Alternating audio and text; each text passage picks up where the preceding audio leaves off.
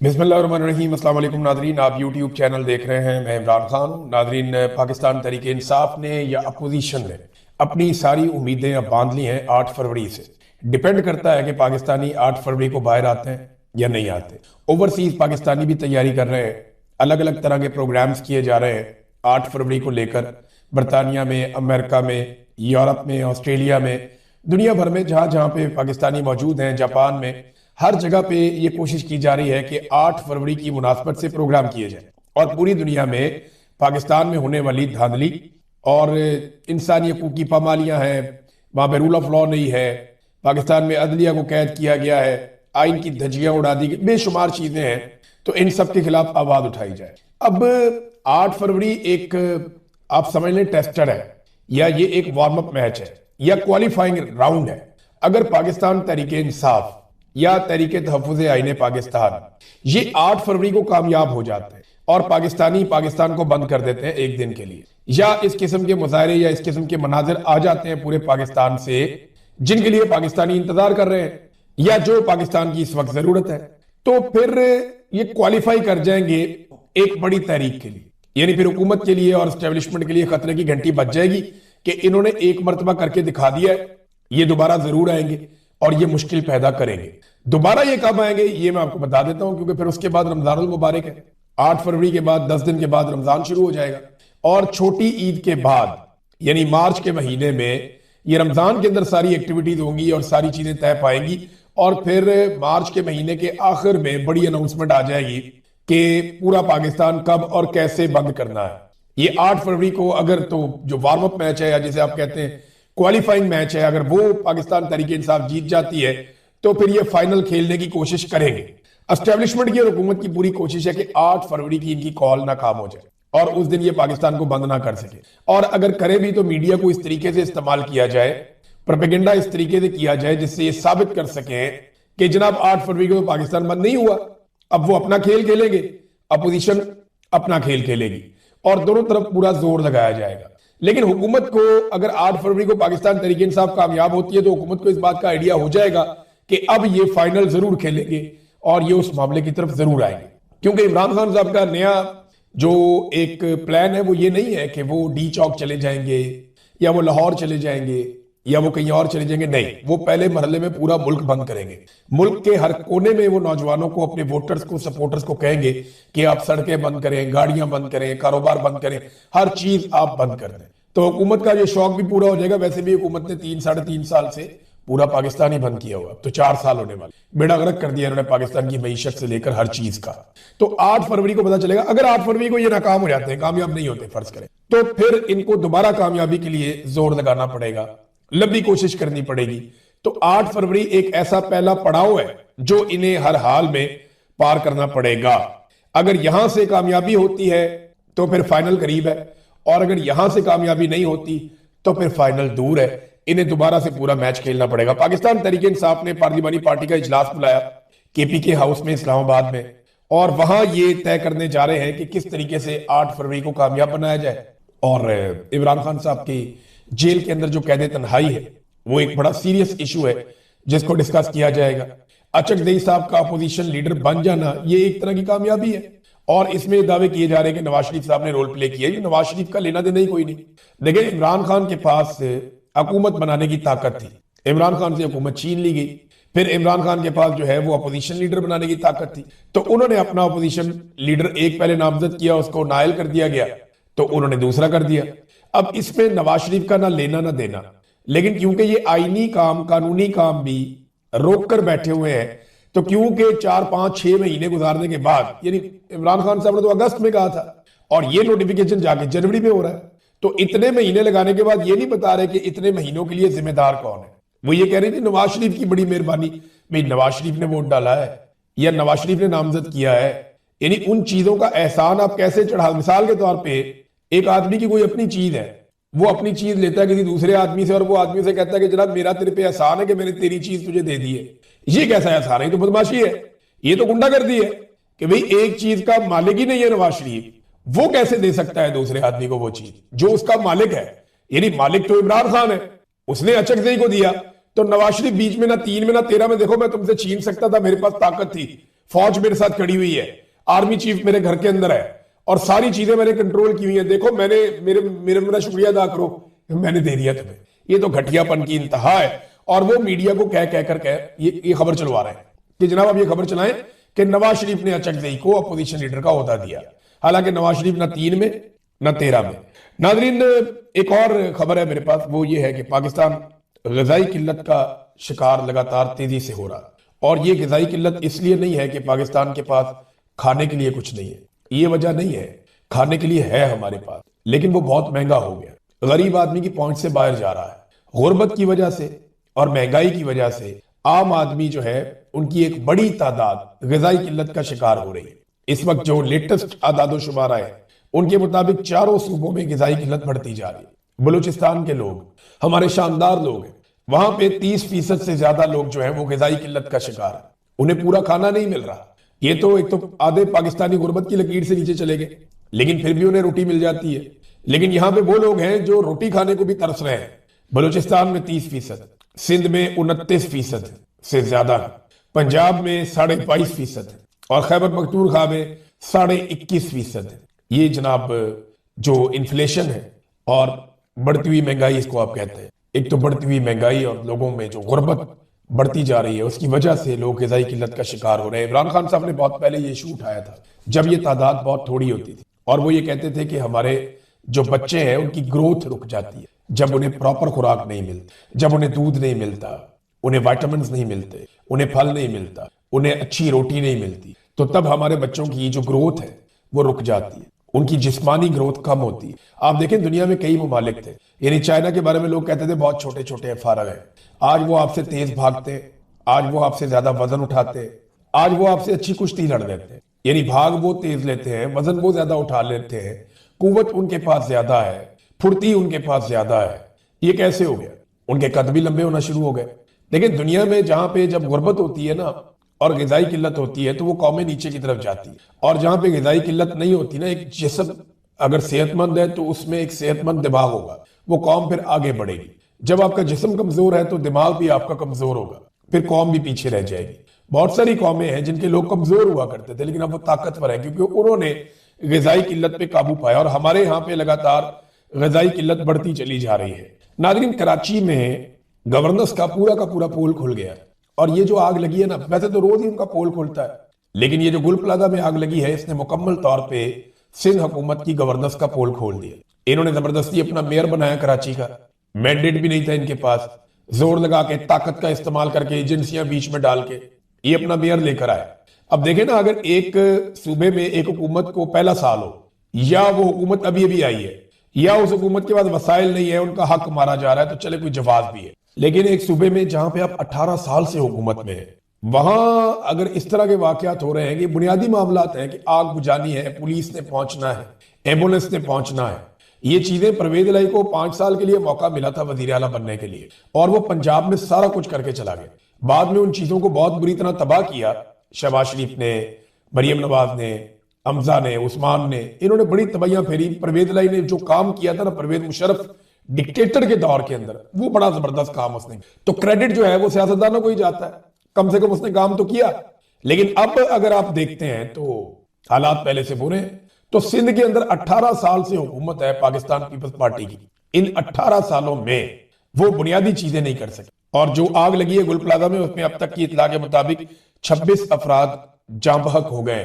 26 लोग, कल हम 6 लोग बता रहे थे, 7 लोग बता रहे थे, अब 26 लोग जाँ बहक हो गए, जबकि 70 से जायद अफराद अभी तक लापता हैं, जिनका पता ही नहीं है कि वो किधर है। ऐसी खौफनाक ऑडियोज आ रही है, इतने तकलीफ दे मनाजर हम देख रहे हैं, रूह कांप जाती है आदमी की देखकर। लेकिन आप देखिएगा 2-4-5 दिन के बाद, मुझे अच्छी तरह याद है, ये सब भूल जाएंगे, मैं अच्छी तरह मुझे याद है, मैं कराची गया जहां पे एक फैक्ट्री के अंदर मुलाजिमीन को बंद करके बाहर से ताले लगाकर आग लगा दी गई। और आग लगाई गई क्यों?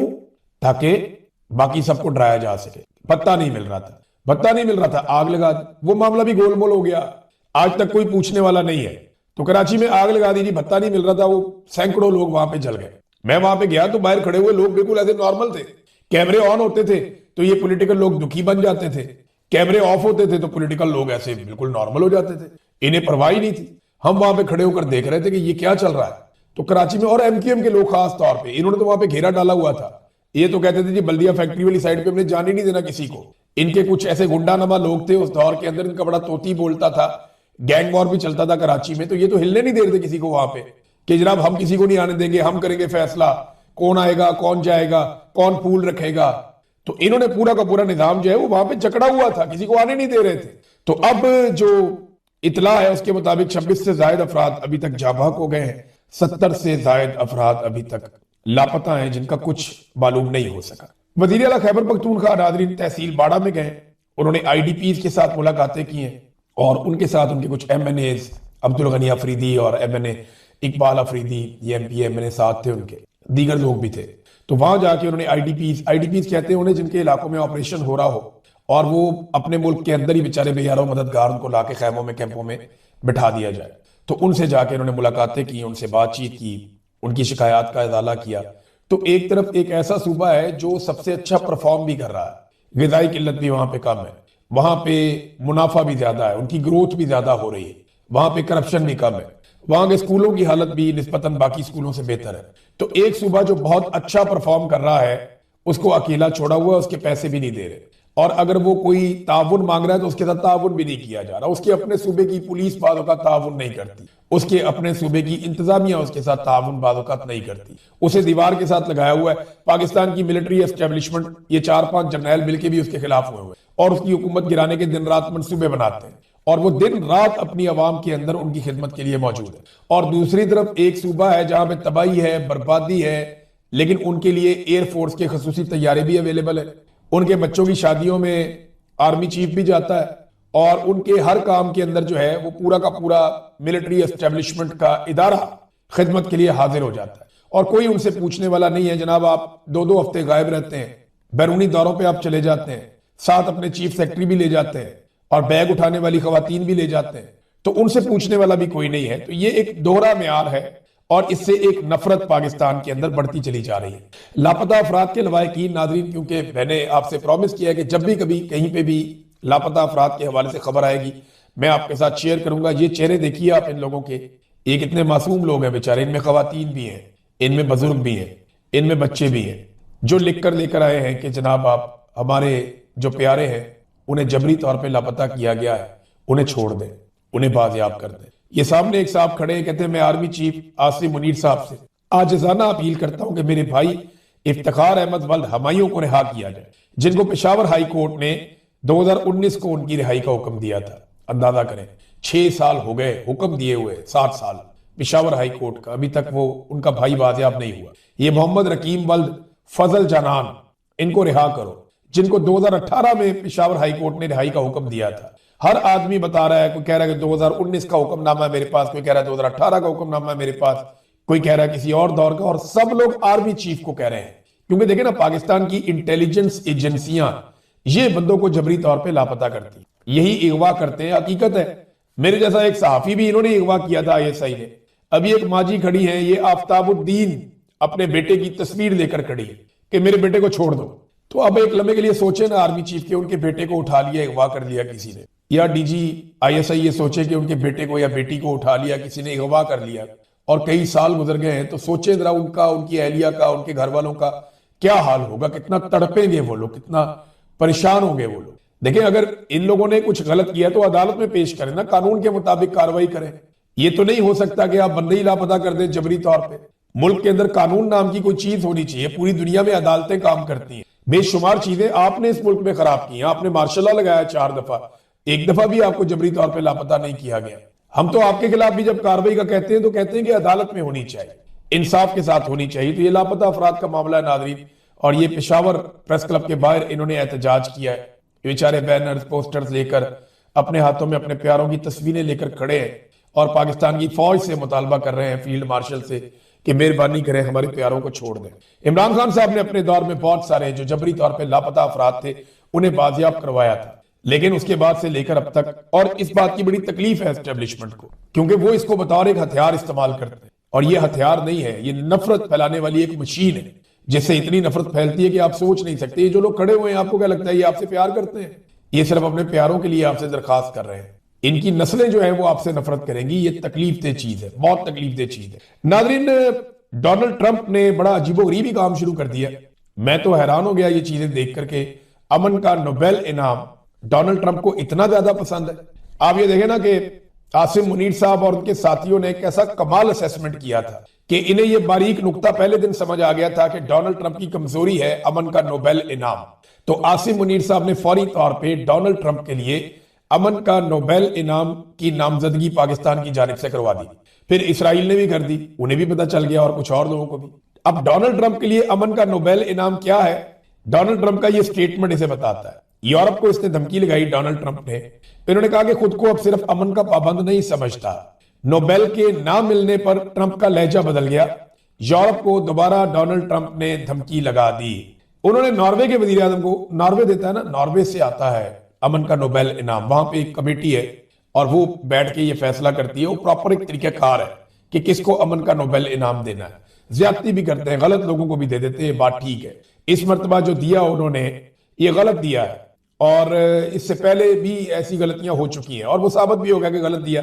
वो खातून उठती है वेनेजुएला की, वो जाके डोनाल्ड ट्रंप को पकड़ा के आ जाती है कि एलो पढ़ो। तो उन्होंने कहा जी कि नॉर्वे से बकायदा लेटर जारी हुआ।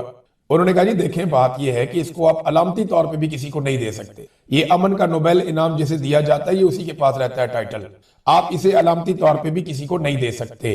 तो नाजरीन, डोनाल्ड ट्रंप ने कहा, नॉर्वे के वजीर आजम जोनास गार स्टोरे को लिखे गए एक खत में कही, और उन्होंने कहा कि नोबेल अमन इनाम न मिलने के बाद अब वो अपने आप को सिर्फ अमन के बारे में सोचने का पाबंद नहीं समझते। ये ग्रीनलैंड के हवाले से डोनाल्ड ट्रंप ने खत लिखा है और अमेरिकी कंट्रोल के मुतालबे को भी उसमें दोहराया गया है। यानी अगर डोनाल्ड ट्रंप को अमन का नोबेल इनाम मिल जाए तो फिर वो ग्रीनलैंड के ऊपर कब्जा नहीं करेगा, ग्रीनलैंड पे हमला नहीं करेगा।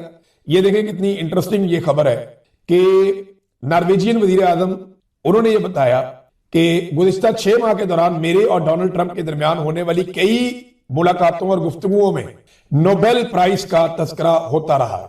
जुज़वी तौर पर यह गुफ्तगू संजीदा नौइयत की थी क्योंकि ट्रंप इस मामले में बहुत ज्यादा दिलचस्पी रखते हैं, लेकिन ट्रंप जानते हैं कि अमन का नोबेल इनाम कौन देता है और कौन नहीं देता।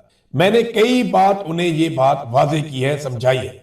अच्छा, वो ये कहते हैं दुनिया को इस वक्त इन मसाइल से कई ज्यादा बड़े चैलेंजेस का सामना है कि आलमी रहनुमा नोबेल अमन इनाम हासिल करने के लिए ख्वाहिश रखें। ये एक अच्छी बात है कि आलमी रहनुमा जंगों और तनाज़ात में कमी लाने के लिए अपना किरदार अदा कर रहे हैं, लेकिन इधर तो ट्रंप ने खत लिख दिया जनाब मैं अब अमन के लिए जिम्मेदार नहीं हूं, अमन का नोबेल इनाम ही मुझे नहीं मिल रहा तो फिर मैं क्यों अमन के लिए कोशिशें करूं। ये आप कमजोरी चेक करें एक इतने बड़े आदमी की। और डोनाल्ड ट्रंप को अमन का नोबेल इनाम खुद ही मिल जाएगा जब वो अच्छा काम करेंगे, दुनिया में जंगें खत्म करेंगे, दुनिया के हालात को बेहतर करेंगे, तो एक वक्त आएगा अमन का नोबेल इनाम उन्हें दे दिया जाएगा। लेकिन शायद वो इसको एक ट्रॉफी की तरह और एक बहुत बड़े टाइटल की तरह देख रहे हैं कि सारे टाइटल मैंने ले लिए हैं, ये वाला टाइटल भी मुझे मिलना चाहिए। तो उसके लिए वो तकोदो कर रहे हैं और अपनी ख्वाहिश का इजहार वो खुलकर करते हैं। डोनाल्ड ट्रंप की ये खूबी है कि वो साफ खुलकर बताते हैं कि मुझे ये चीज चाहिए। अच्छा, चाइना ने इसके ऊपर एक रिएक्शन दिया, लेकिन डोनाल्ड ट्रंप बार बार ये कहते हैं कि अगर मैंने ना किया ना ग्रीनलैंड को कंट्रोल तो वहां पे चाइना और रशिया कंट्रोल कर देंगे। तो चाइना ने बड़ा सख्त और दो टोक किस्म का इसके ऊपर मौक़िफ़ ले लिया। उन्होंने कहा कि हम अमेरिका से दो टोक और पुरजोर मुतालबा करते हैं कि वो अपने तंग नजर और खुद गर्ज मफादात के हुसूल के लिए नाम नेहाद चाइना थ्रेट का शोशा छोड़कर उसे बहाना बनाना फौरी तौर पर बंद करें। कि जनाब हम कोई कब्जे नहीं कर रहे, हम कहीं भी नहीं आ रहे कब्जा करने के लिए, ना हमारा तरीका है। तो डोनाल्ड ट्रंप ने अगर कहीं कब्जा करना है तो खुद जाके कर ले, हमारा नाम इस्तेमाल ना करेंगे जनाब कि अगर डोनाल्ड ट्रंप ने ना किया तो हम कर देंगे, हम नहीं करने वाले, हमारा नाम इस्तेमाल करना बंद करें। ये नाज़रीन चाइना ने कहा।